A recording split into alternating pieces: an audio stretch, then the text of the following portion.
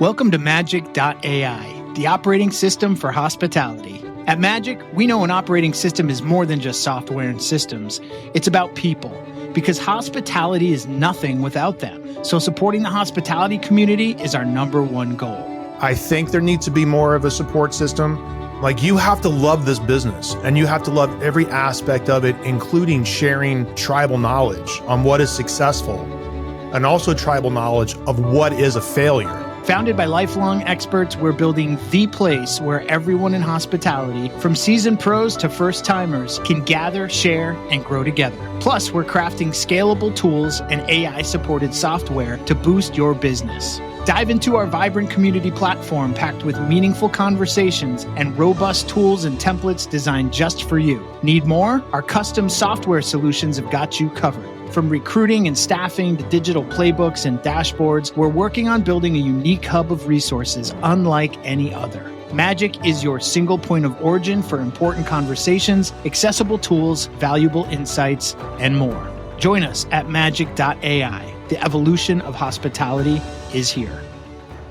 I wanted to showcase the taco in a more elevated way, not in the side of the road. And I wanted to showcase that tacos are the universal language of humanity because everybody knows what a taco is. Maria Mazon is the executive chef and owner of Boca Tacos and Sona Bodega in Tucson, Arizona. She was a James Beard semifinalist in 2020 and 2022 and was a season 18 contestant on Top Chef. You have to MacGyver yourself to be able to compete with big chains that they're paying a lot. The industry will never get old because we creators, we love to entertain with simple piece of food, man. We're part of your happy day, your lonely day, your bad day, your good day. We're part of it. And that's what the industry is. What I always say to young chefs, if you don't abuse the industry will treat you well.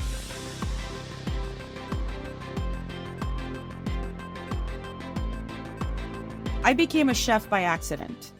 I was always a nosy kid in Mexico. I have been blessed, grew up with my mom's nanny, and then she became our nanny. So making tortillas, making all that Mexican staples, I always was behind her. Like I'm the middle kid. So my sister's only 3 years older than me, but I was everywhere. So when I came to, for high school here in Tucson, you try to find your place. My first job was as a hostess in, nonetheless, a Mexican restaurant.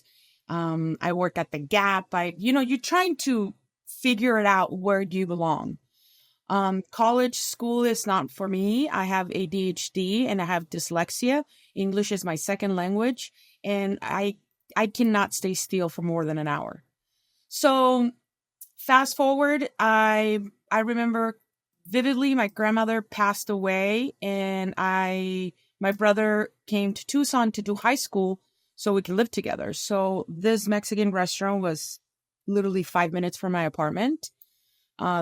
30 years ago, and I started as a waitress. Funny thing is that I started throwing ideas. It was a Mexican-American restaurant. Early, I used to get pissed that, that's not Mexican food. And, I know. I almost went like this when you said that, right? Like but quotation marks, air quotes around Mexican American, right? Well, they lasted 40 years, and there's a funny story behind this. Now, Maria at 43 understands there's 3 types of Mexican food. There's Mexican American, that's here now in Tucson, Texas, all those borders, that we were once Mexico. So they made do with what they had at the time. Mexican cuisine, the one that I grew up eating as a Mexicana, and Tex-Mex, which I don't mess with Texas, so we're going to leave that alone. So little by little. Wait, can I just clarify? What? Tex-Mex is different than Mexican American? Oh, yes. 100%.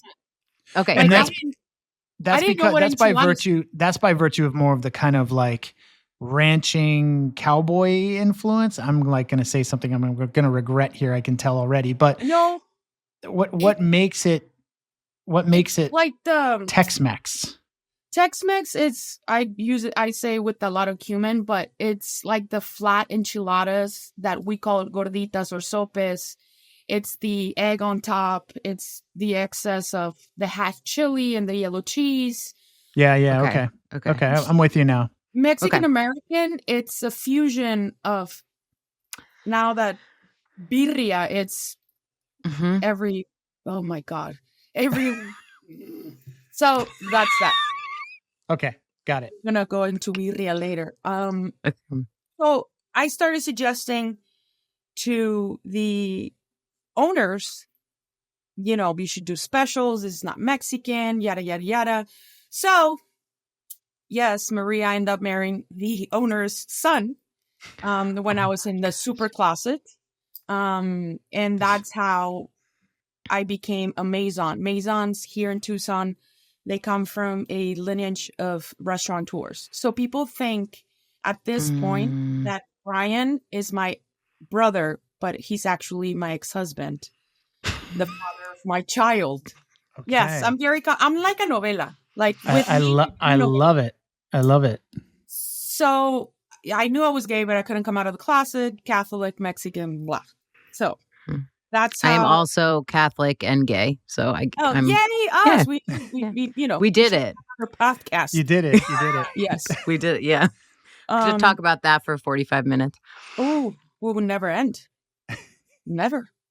So that's how I started, and then that's how Boca was created. When tacos was just tacos. That me personally, I needed to go to the south side of Tucson to get a good taco. That's how Boca is a beach, 40 minutes away from Navajo, the city that I grew up.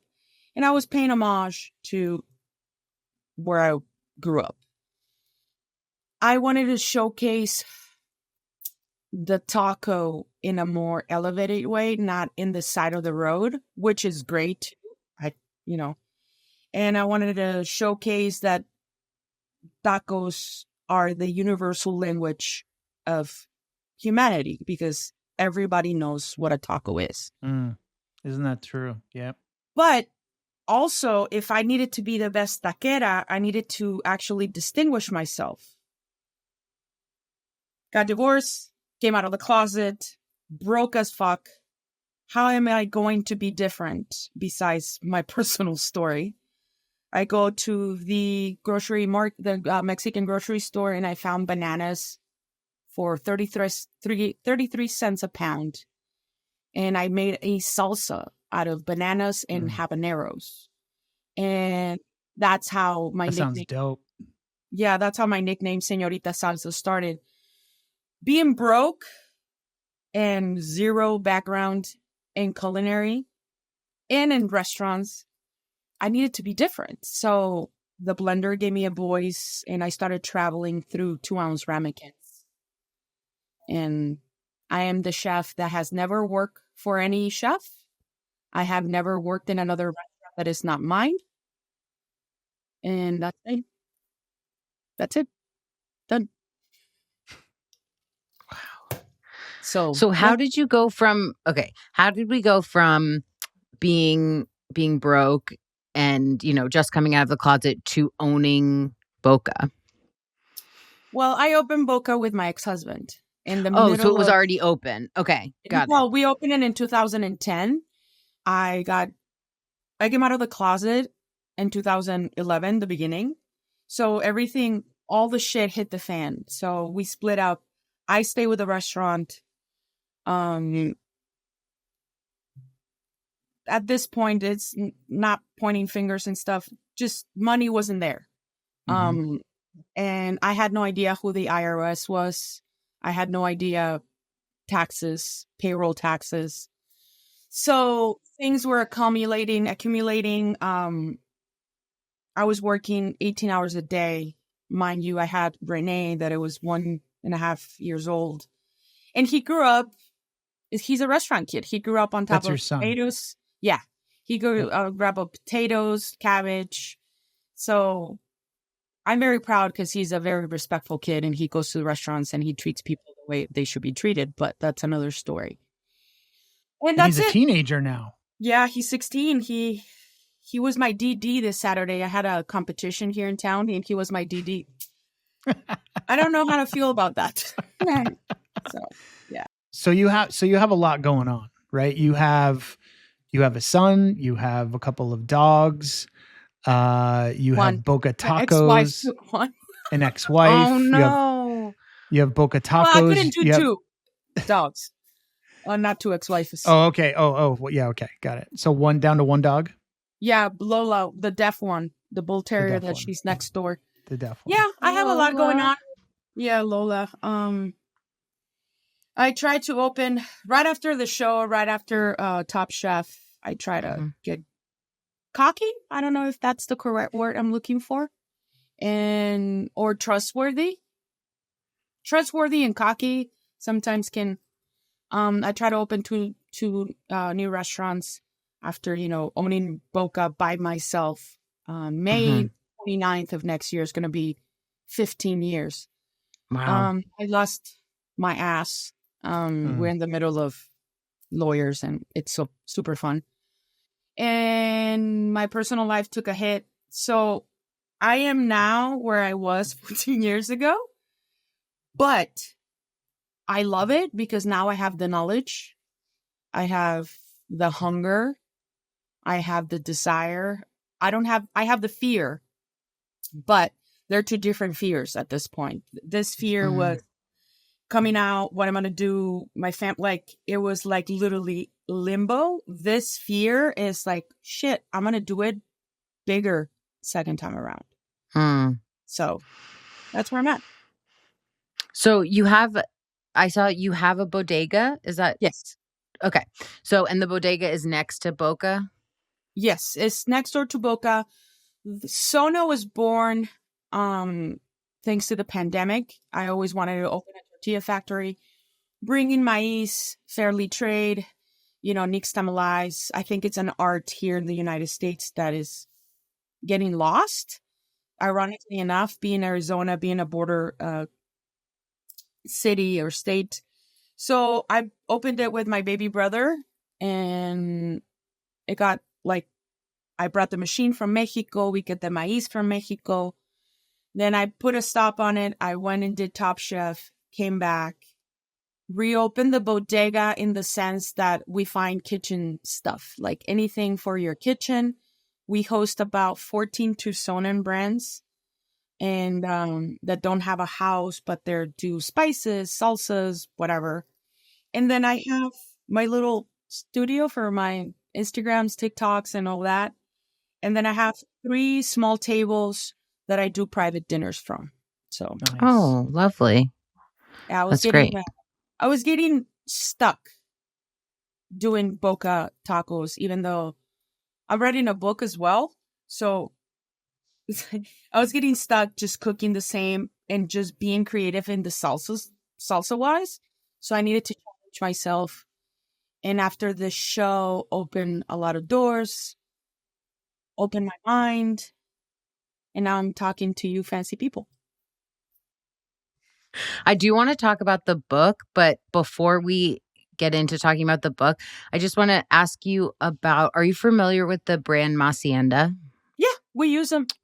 You do? Do you like so a couple years ago, I interviewed the founder for work. I was writing an article about corn tortillas.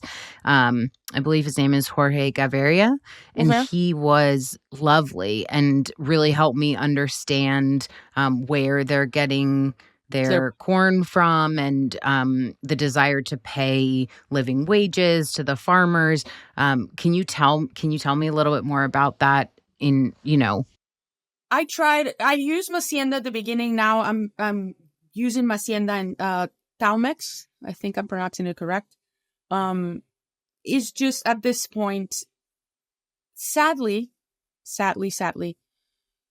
Mexicanos, our minimum wage in Mexico is way less. So we use the typical brand called Maseca, which is not good. Nothing against the brand, but there's so much. I mean, Maseca is the store. It's a history, it's like always there. Like, Mm-hmm.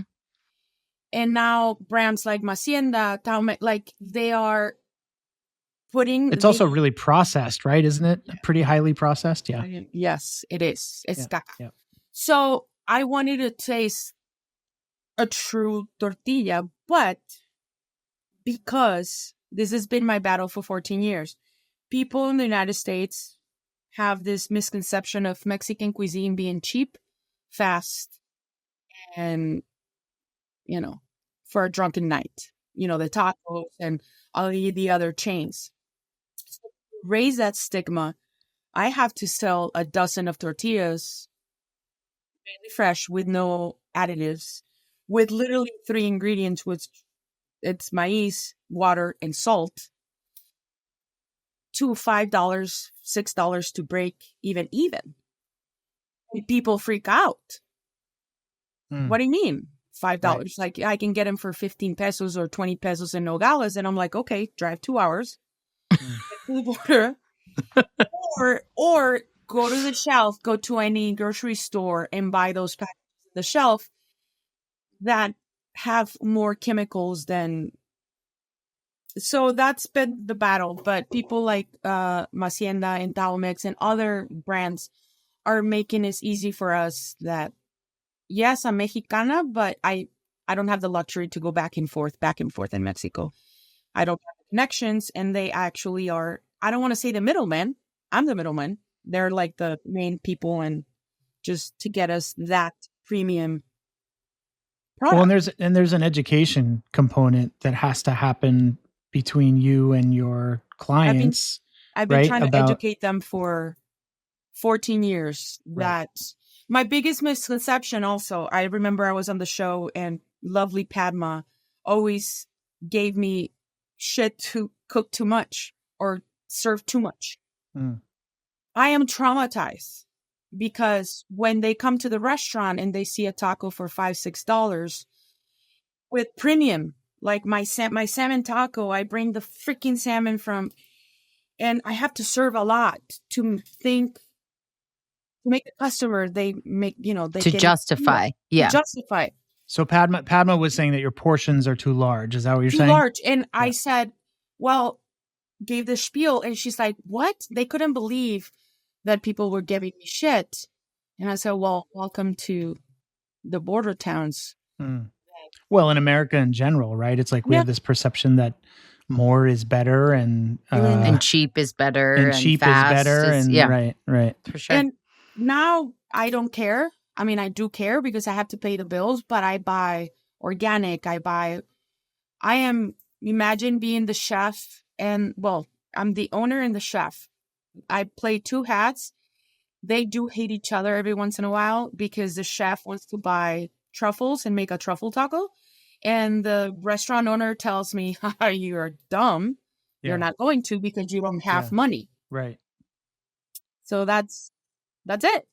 What are your biggest costs as a restaurant, food and labor at the moment?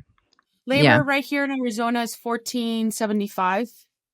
And shit, I need to compete now with In-N-Out, which I love their burgers, but they pay $20 an hour.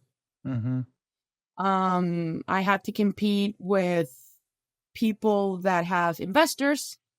I am the investor, I'm the plumber, I'm the electrician.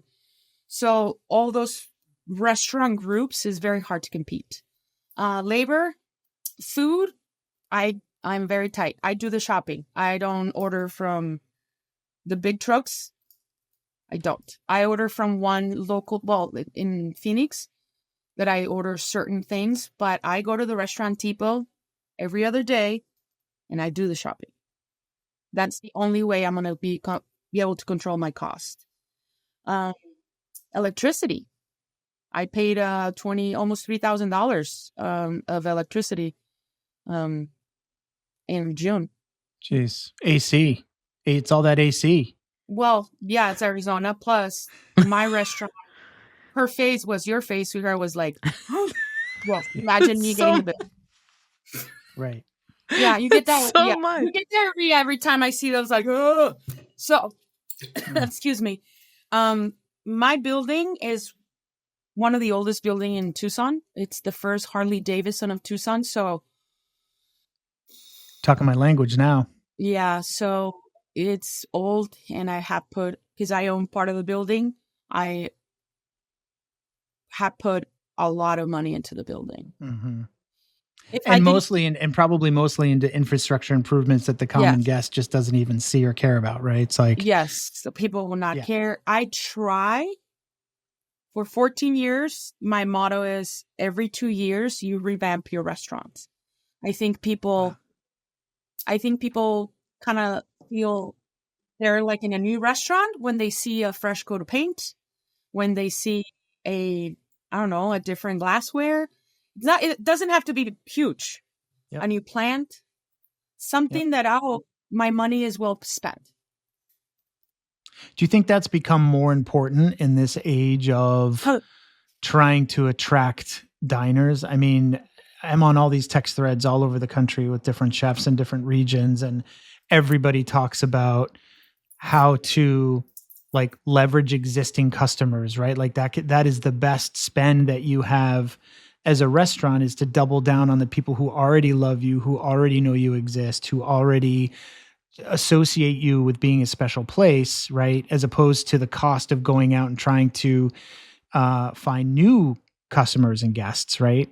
I would think that your regulars love that about. Yeah, and plus it's a gamble. I mean, vision. there's always going to be the new kid on the block, and they're going to go to try it. I will too, and that's valid.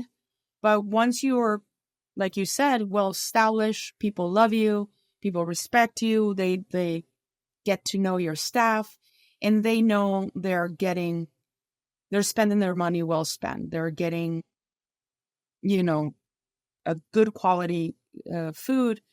But it's very hard. Now it's becoming, I was telling when you went to get your power cord, I was telling that it's an election year and people are freaking out. Yeah. Everything is so expensive nowadays. But it's very hard to compete with the tweezer restaurants that they charge $200-$300 a pop. And they serve very little, but you're getting the experience and the chef and the tuna flown from Mars, and I can't. Yeah. Well, it's a different. I mean, it's also just a different dining experience, right? But I think honestly, yes. But I think the bear it's screwing it up for the mom and pop shops. I think they're gonna hate me. No, I love that show. It gives me anxiety. I don't watch it. Same. Too much PTSD. I watched the first season, but this season I've not been. I can like watch the first couple shows, and I'm like, oh my god, it's too painful. I have to turn it off. No, I turn it off. But there is something unique about your establishments, I think probably more than others, which is that there is some continuity in the fact that like you are your brand, right? Because of those things, because of the fact that you are the one that is making the business decisions as well as the culinary decisions. You are the one that's determining what, you're going to run as specials, but also where you're going to source from, and, how you're going to treat your team and your staff and mentor them and like all of that stuff, right? So you kind of become the face for your brand, and your guests probably have a much closer connection to your restaurant because of that, right? Yeah, and not everybody has that. Yes, and now thanks to I've been blessed to be in a couple of TV shows, you're more exposed. Yeah. People think they know you, but they don't, and if you're not there, or I don't know if you ever get this, but I went to the restaurant, you were not there, the food was okay. And I'm like, I was there. Oh no, it was great. Like right. You have to be there. If not, the food won't taste the same. And I'm like, hey, that's bullshit. Right. But you are more exposed to the good and the. So Top Chef came along, and I know we want to get to the book, and Carolyn has a bunch of questions that she wants to ask about that. But Top Chef came first, right? A couple other shows came first. I was like Food Network Canada. couple shows, I think, for Ginormous Foods, for Travel Channel. The big one, what put me out there was, I think, the Washington Post. And then I was written in the New Yorker and New York Times. And I just kept my head down. I always consider myself a duck, looking chill on the top and hauling ass on the bottom of the pond. Because I have a lot to lose. I have no backup plan. My backup plan is to die in the restaurant. And We don't. That's not good, chef. No, but let's get you another backup plan. No, I love what I do. I fucking love what I do. But my backup plan is to pass it along. My brother and so my son already told me he has nothing. He does not want the restaurant, which I applaud. That's like my kids. It's like my kids. I won't ever allow I think they have too much my kids have too much PTSD because they came up like they were in the kitchen with me shucking corn. They were breaking down halibut. They were like literally, and I'm not kidding, like doing all the things. I had them standing on milk crates, like shelling peas, like, that's Renee. You know, all the things, right? And now like cutting the tips of chicken wings off with scissors, you know. And now I'm like, what do you guys think? You know, why don't you come help me with an event, or I've got a catering thing I want to do. I'll throw you a few bucks. They're like, fuck you. Like, are you kidding me? No way. No, thank you. My son does actually help me. He works in the summer at the Bodega, and I run a very tight ship here. I lose about 50% to 60% of my sales in the summer here in Tucson. Just because it's so hot, too hot. It's so hot, and I'm in the middle. I'm in 4th Avenue, which is U of A Central. Downtown, right downtown. Oh, okay. Yeah. I live in Boston is so affected by the number. I think it's something like, I might get this wrong, but I think it's something like 300,000 students come in and out of Boston, you know, in September. And then it's so quiet in the summer. I mean, I love it because I can take a day off without having, you know, but yeah, that's another story. But yes, I started with a couple write-ups, and fast forward, did a couple shows here and there. I did Chopped, like everybody and their mom, and like started, and I discovered that I like it. I was liking myself on TV and delivering my message of Mexican cuisine is elegant and beautiful. Top Chef calls, Magical Elves, and they're like, hey, we've been following your career, yada, yada, yada. We want to extend an invitation to apply for Top Chef. And I said, awesome, thank you, but no thank you. I didn't say that.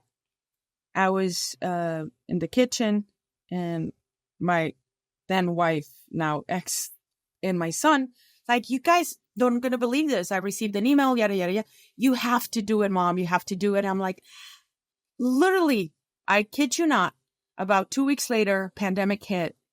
And I tell my son and ex-wife, hold my beer. I'm going to go apply. Good for you. And I did.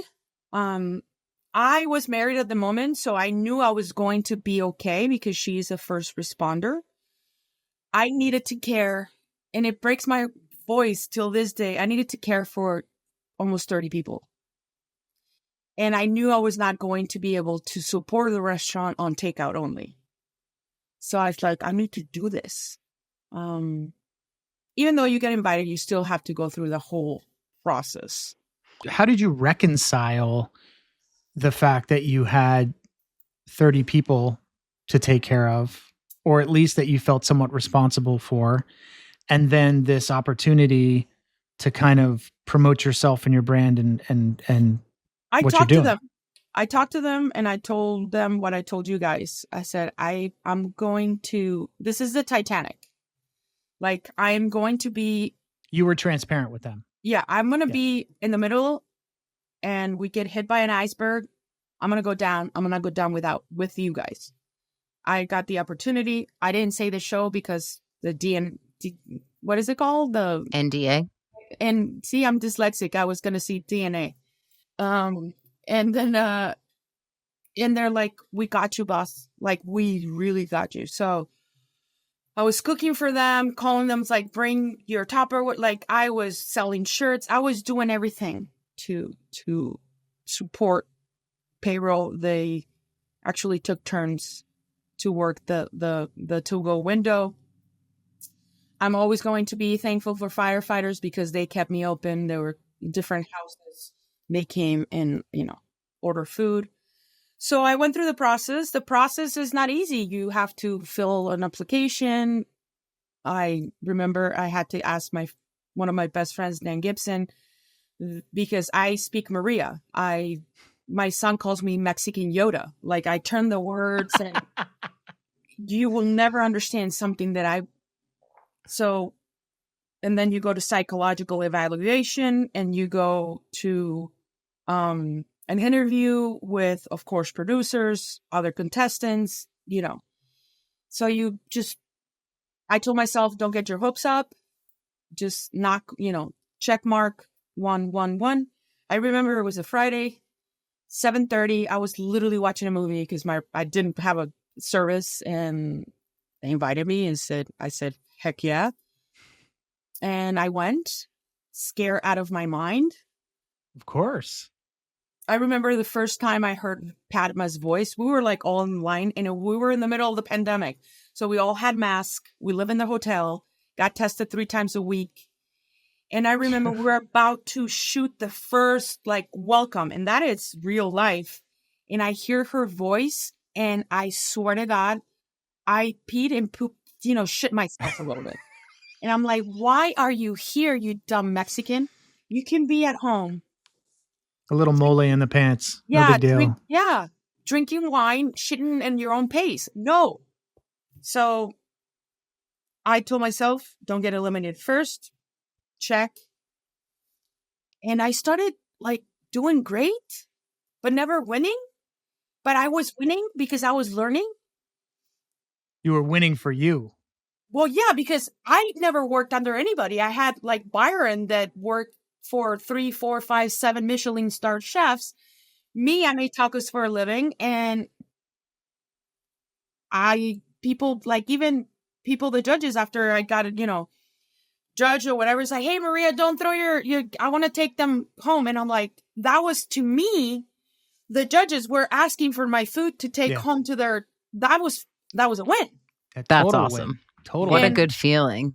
Of even 2 of the contestants, I remember was I said to the extent, it's shit, I have never received a critique, I've never won. And he looked at me, said, what more than they asking for your food to go? Yeah. And I'm like, oh, you're right. See, you don't see that when your ego doesn't let you see that. And because we don't have phones, we don't have nothing. I was writing the restaurant lingo that I didn't grow up. I didn't know what the fuck was I remember, hey, can you gonna blitz it? And I'm like, what the fuck is blitz it? And I just wrote it down. I'm like, blend it. Okay, why don't you say blend it? Why just have to complicate my life? Well, there. I think it can be said that group of judges definitely can recognize when there's soul in food, right? And I think that's probably something that resonated with them is the soulfulness. I received the best critiques in the good way and the bad way. I got eliminated when I needed to get eliminated. I found the best friends. Jamie Tran has been a godsend with all my divorce. She checks on me once a week. Hey, boo, how you doing? And for me, did I wanted the title? Fuck yeah. Do I want the $250,000? Yes. But to me, I do dinners with them all over the United States, and I still learn, and I'm not ashamed to ask, hey, how did you do this? I haven't had a fillet of fish in years because, well, it's Arizona. And I love when people ask me, is your octopus local? And I'm like, yeah, I have a pool in the fucking roof. Oh my God. But you've been that experience has provided you a network of people who will continue to have an effect on your life, right? Yes. I mean, I'm forever going to be thankful to Top Chef, forever and ever. I know them. We cross paths in other shows, and I say hi. I mean, what Guy Fieri's doing for one of the contestants has cancer, and he's doing a dinner, and all the top chefs are signed. It's because you are part of the family. Right. Like, I mean, every season is different, but you don't know what you go through until you're in it. Now it became more than a cooking competition. It became personal competition, and that's how I took it. It's a personal competition, at least for me. I don't know the rest of the people. Did you see an increase in patrons at Boca after? Like, you have no idea. Yeah. It was, if I was doing, let's say, all day, I was doing literally 500 covers. I was doing 1,000. No shit. I had to, I never wanted to be a reservation because I wanted people to be spontaneous and just go eat. I had to add, reservation. Resi, shout out to Resi, because it's the best thing ever happened to me. So yes, I have a line, I have a weight. And now I say yes to shows that resonate with me. My goal is to have a TV show. I'm going to put it out there in the universe to showcase Mexican cuisine. To showcase Hell yeah. the importance of Mexican cuisine, and to prove that everything and anything in their mother can be Mexican. So that's... Manifest it, chef. Manifest it. Yeah. I mean, shit, why not? So I see that you're doing more, YouTube shows, Instagram reels, all of that stuff. You said you have a little studio, and That yeah, you got to pay the bills. Okay, so tell me about this book. So you're writing a cookbook? Yes. I mean, and I want to do a parenthesis with this reels and the new cooking era. I have to compete with kids that, and I want to say compete, but I have to compete with kids that never set a foot on a kitchen. So, and it seems to be more and more. More and more. So they have 40,000 million followers. They have the best brand deals. In a good way, because it can be envy in a good way. I wish I had the time to do more so I can get the brand deals and I don't have to worry about where the next paycheck is going to come. But yeah, I'm doing what I can with what I have. The book came about because of the salsas. You go to the restaurant and you get served chips and salsa, which we fry to order. I don't have a heat lamp. So we cut them and fry to order. And then you get served a little ramekin, 2-ounce ramekins with 8 to 9 salsas, all different. I change them every day. So at this point in 14 years of Boca, I think I've, created about 10,000 salsas.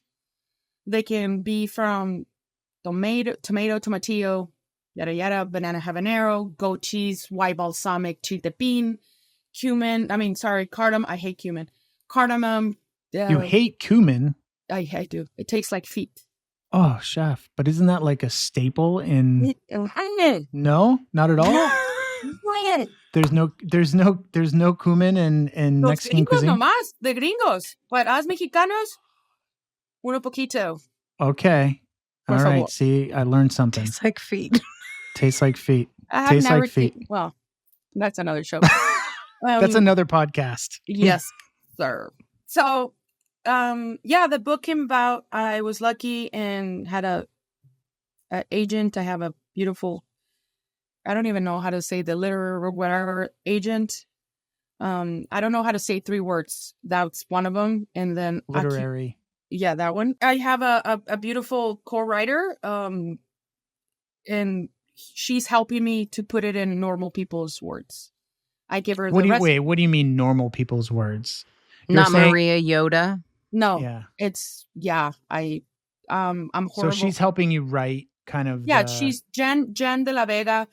It's the co-writer or ghostwriter, or she's going to have some place in the book in the front page, because I'm giving her my recipes, and she is amazing. So she tests the recipes, and not in restaurant industrial sizes, in, mom and pop's Home households. scale. Yep. Yeah. So she's helping me.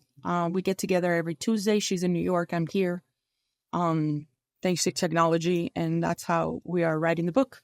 That's great. Is there a title that we should be Not looking yet. for? Okay. Not okay. yet. So I'm open TBD. to suggestions, because we did our research.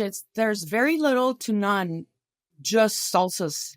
But people think salsas are just liquid. So there's salsas, sauces. There's chunky salsas. There's going to have alcohol salsas, base salsas. It's going to have national salsas. It's going to have the typical tomato. It's going to have fruits. So it's going to have a lot of everything. Yum. Yeah. Sounds wonderful. Yum. And let's see. Next year, hopefully. Are you going to sell it at the Bodega?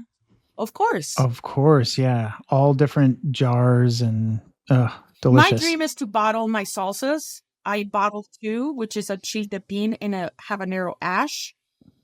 But once again, I am my own investor. So to find here locally somebody that can bottle our salsas, I have to sell the salsas for $15, $16 a bottle.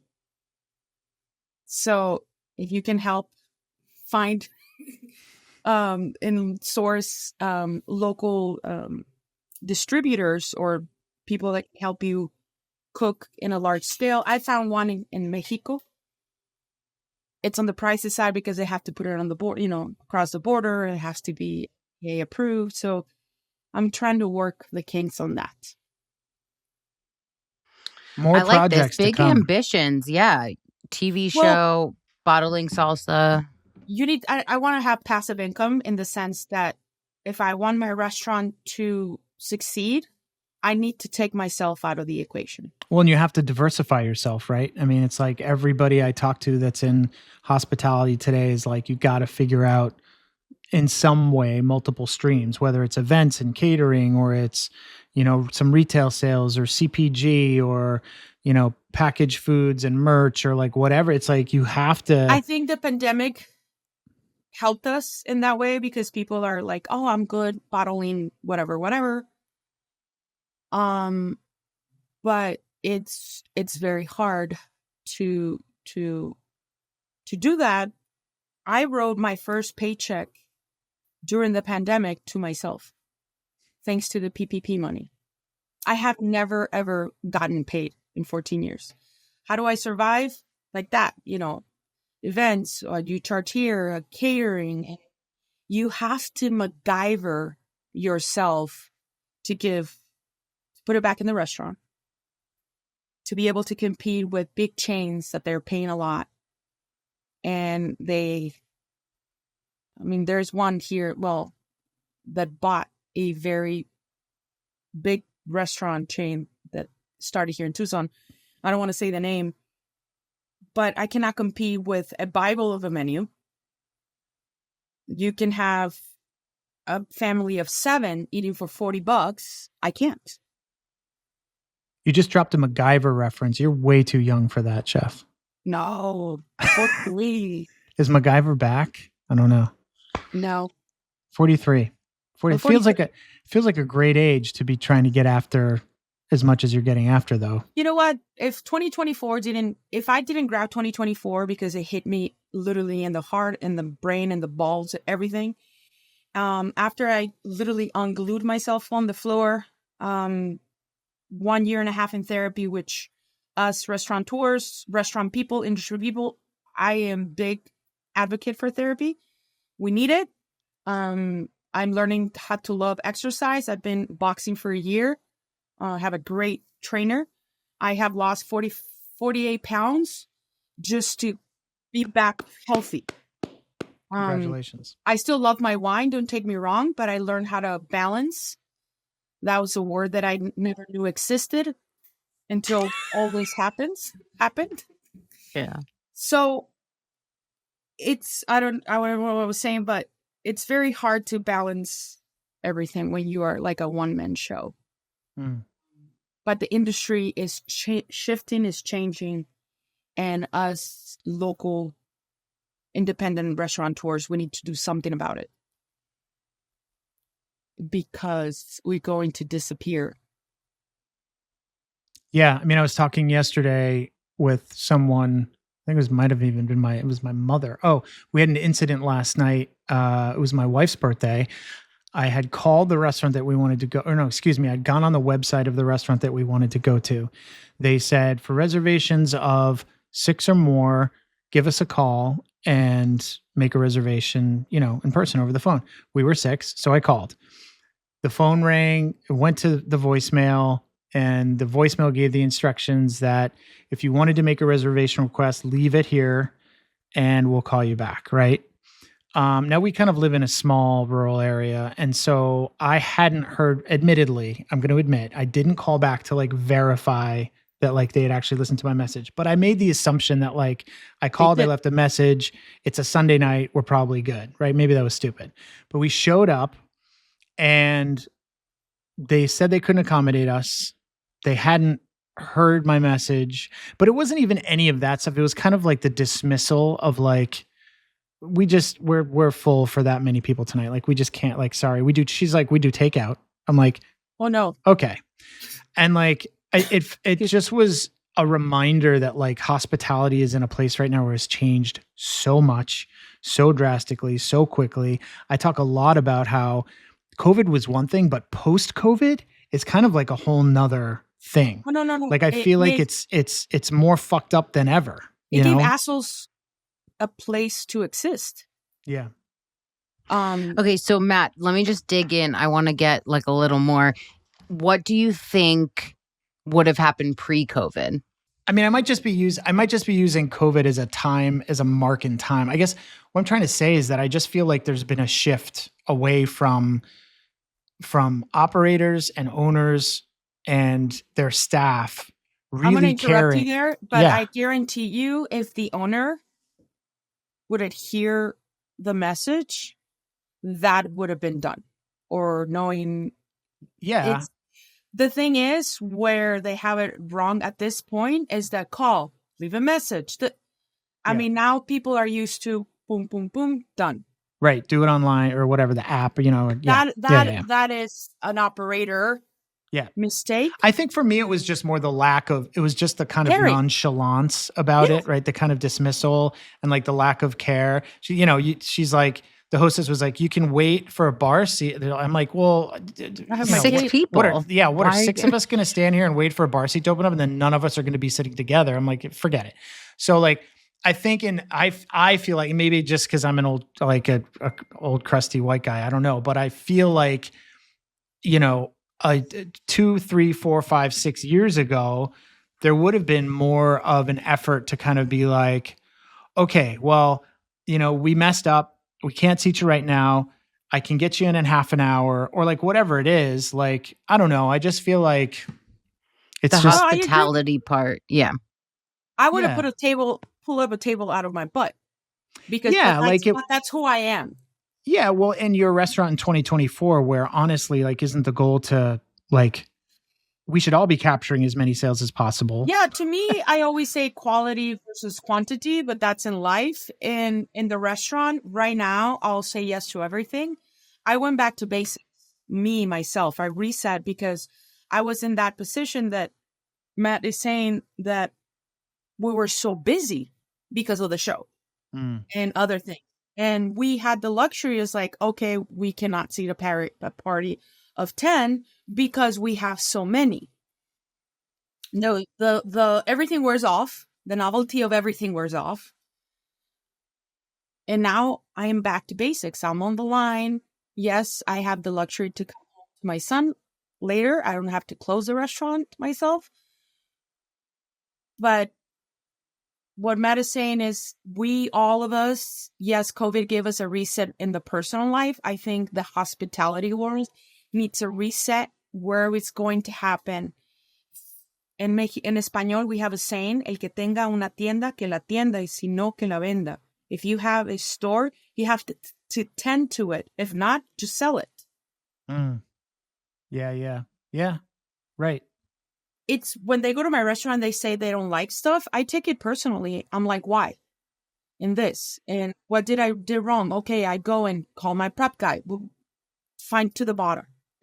And you can tell an honest review from a mile away, or you can tell an asshole that wants to get stuff for free or anything just to hear themselves talk. But the industry needs to, in a personal sense, the industry is more together than ever.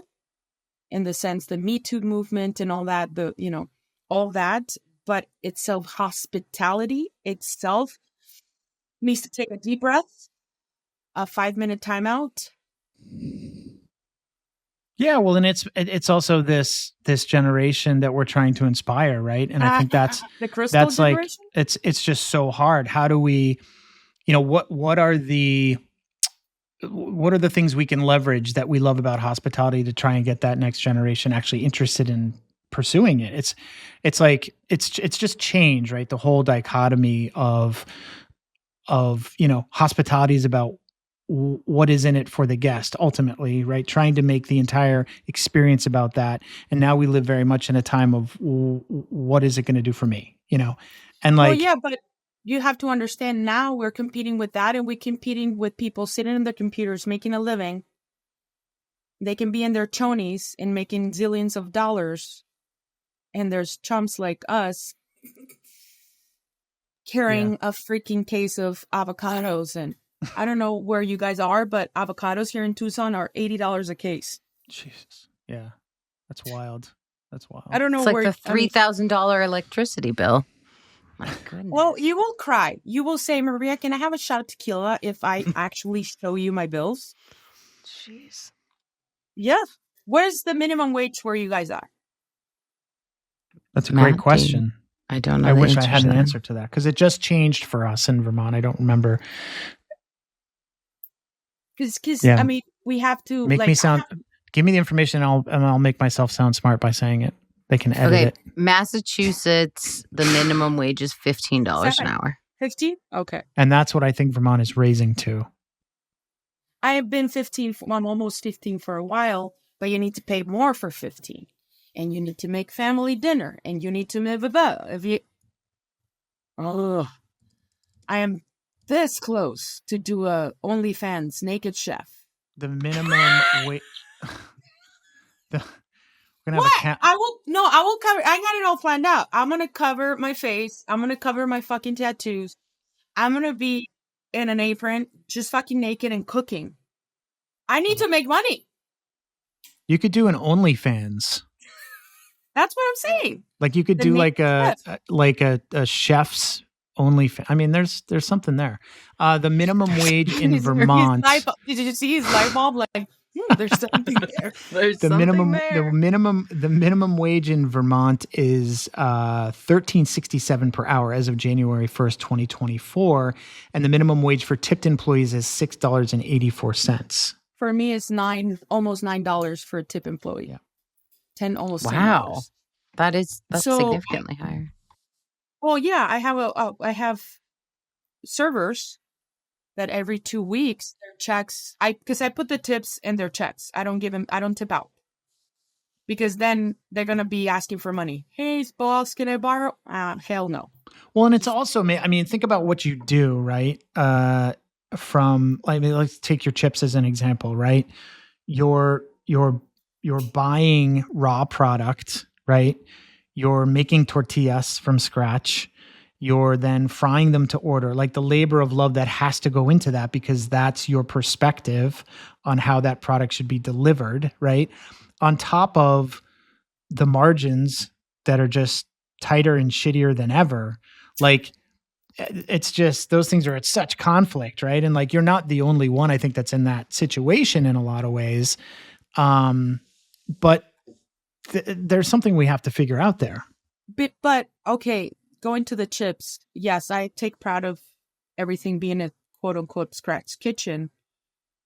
But in my humble opinion, if you have a restaurant, it has to be, you don't have to advertise scratch kitchen. I'm like, you have a restaurant. It should be scratch kitchen is what you're saying. Yeah. Yeah.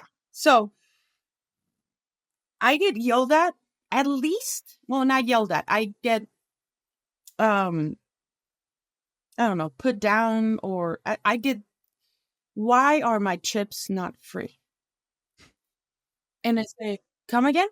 It's like if we go to another Mexican restaurant and I'm like, okay, well, with due all respect, you can go there. You can have chips that have been on a heat lamp for probably a whole day. A salsa that it was made out of a tomato can. But why you're not tire free? I was like, first of all, I never met anybody that can get free tortillas. Like, tell me where to go to get free stuff so I can gift it. Why am I have to reward the patron for coming to my restaurant and giving free stuff? That's where I have a hard time. Sure. But that I think only happens in Mexican restaurants because they're used to the chips and salsa. And then I think that's true of bread too. Like I think of an Italian restaurant where I think it's typical that you would get bread for the table. And there are controversial. places. There are places that I go near me where it's free. There's free bread with dinner. And then there are places that have bread sort of as an appetizer, that you can order for the table.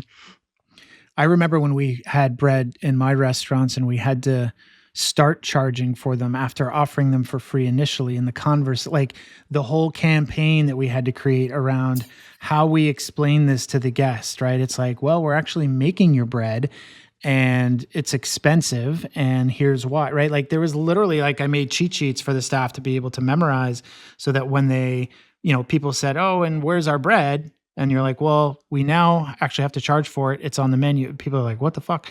And they would have to have something memorized because the pushback was just insane. Because these people were going for the free bread and ordering one size salad and you get a meal. Yep. But to me, it's just, I don't do free stuff and I don't do coupons. In 14 years, I have never buy one margarita, get the other one half off. I will never do that. I try not to comp as much as my abilities.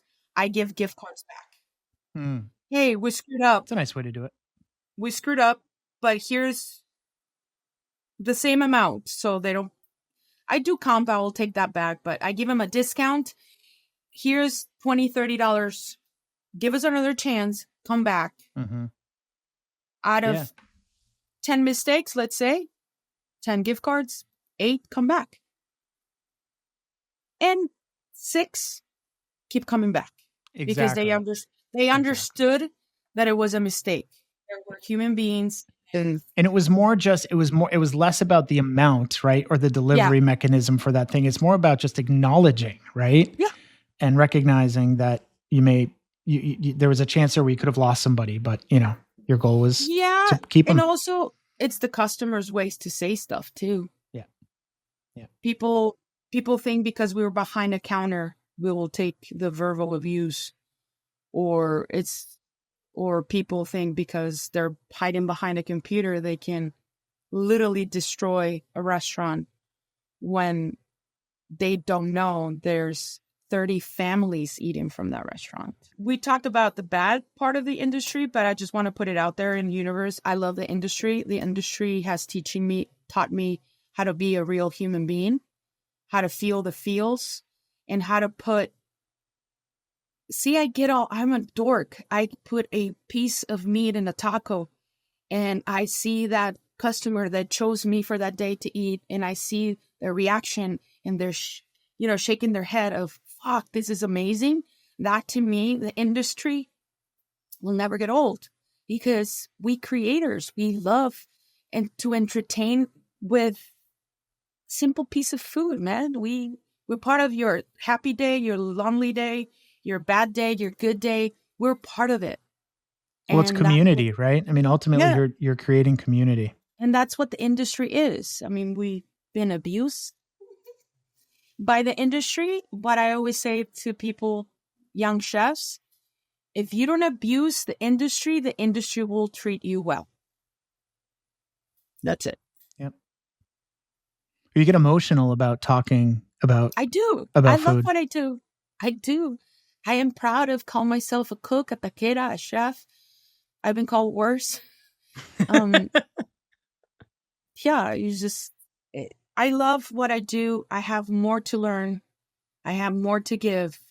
And if this year of ups and downs in the industry itself, personal, everything, I'm going to take everything with positive, put it out there in the universe. But the restaurant industry is one of the most beautiful industries out there. What's the end goal? My end goal is to have Bocas in airports. Have my books, a TV show, take one vacation a year. Give my staff a well-deserved vacation, a bonus, have healthcare for my staff, and find a beautiful girl that loves me the way I am, intense, and a healthy son. Is that achievable? Hell yeah. There you go. Put it Totally out there in the support it. universe. Yeah. Okay. Yeah. If you find It's a hot incredible. lesbian, let me know. She's got to like tacos. Oh, yeah. So you just talked about your staff and wanting to be able to give back to your staff in profound ways. Who is the one person, and you don't have to mention names, that Or you can. hired, or you can shout them out if you want, but who is that one person that you hired that has completely transformed your business? Well, everybody has a little bit. I'm not going to mention anybody at Boca because they're going to be mad. So everybody at Boca is there for a reason. But I want to give a huge shout out to Avery and Kelly. They are my social media. They tell me what to do. They're my managers. They have helped me through thick and thin. And those two girls are godsend. Love it. Okay, so the next question is about marketing, which makes a lot of sense. What is the most successful marketing decision that you made for your business? Market Was myself. it hiring Avery and Kelly? Yeah, because they market myself. I need to, and I always say I need to whore myself down. I'm a whore of the restaurant. Like, I need to put myself out there, and they did it the right way. They're good at capturing. We've been together for an hour. I don't have a filter. I talk and talk. And That's great. squirrel. We love that. We love that. Well, at least somebody does. Okay. What's the one tool you use every day? A blender. I have a tattoo blender in my thigh. That's amazing. I'm not kidding. I have a Vitamix, a red Vitamix. Before we go, God. the red Do they Vitamix. even make red Vitamixes? Yes. Well, How did think I you- miss out on that? No. When I was broke, Boca, 14 years ago, I want to tell you the story of the Vitamix before you leave. I said, when I make it, and to me making it was stop buying cheap ass blenders from Walmart that broke every 2 weeks. So to me, making it and the business wasn't TV, wasn't be able to afford a $450 or $300 blender that will last me forever.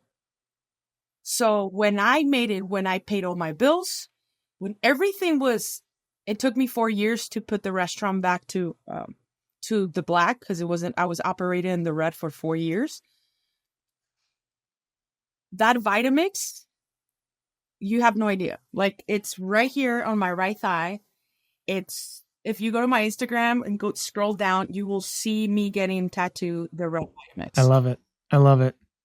I have a love-hate relationship with I love the brand, but I had a cook who will remain nameless who He was notorious for burning them out, you know? Mother effer.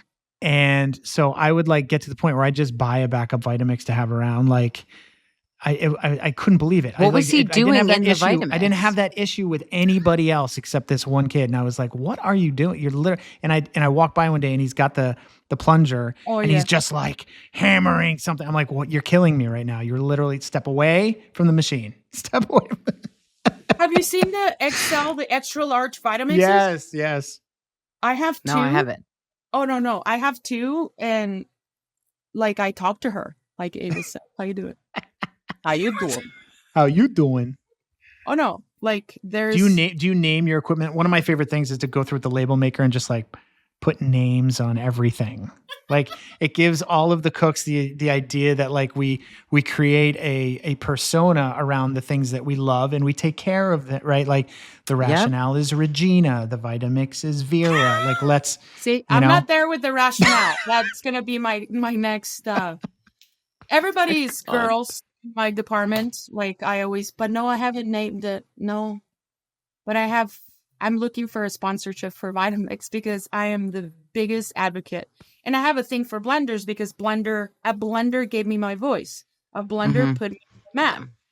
So if you go to Sona, I have a shit ton of old blenders holding spoons and other things. So I love it. I'm weird like that.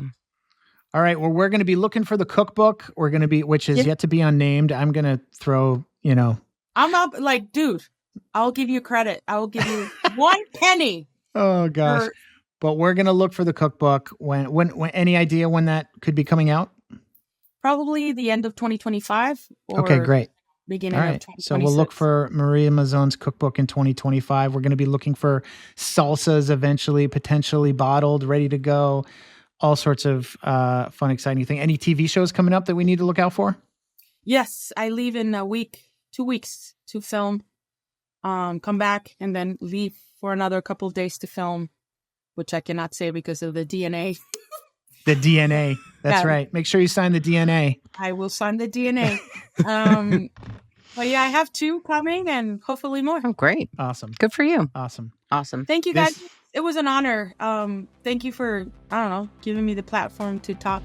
Thank you for talking. We loved having you, and I feel like we could talk forever. So, we'll reconnect, and we'll always be watching and are here for anything you need. Thank you, Chef. Thank you, guys. Have a good day. You too. Bye. Bye.